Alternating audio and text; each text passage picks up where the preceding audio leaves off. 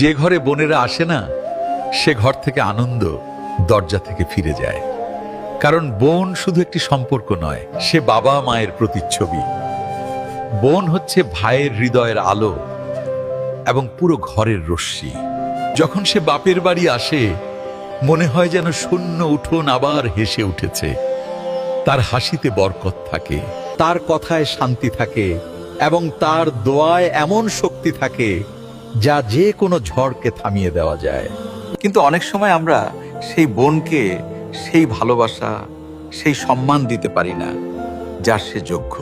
কখনো স্ত্রীর কথায় বা সমাজের ভয়ে, কখনো নিজের অহংকারে ডুবে আমরা তাকে অবহেলা করি। বোন কিছুই বলে না, শুধু চুপচাপ সহ্য করে। কিন্তু যখন বোনের হৃদয় ভাঙে, তখন তার নীরবতা সেই ঘরের দেয়ালে ধাক্কা খায় এবং ধীরে ধীরে সেই ঘরও শূন্য হয়ে যায়। যদি আপনার সাথেও এমন কিছু হয়ে থাকে,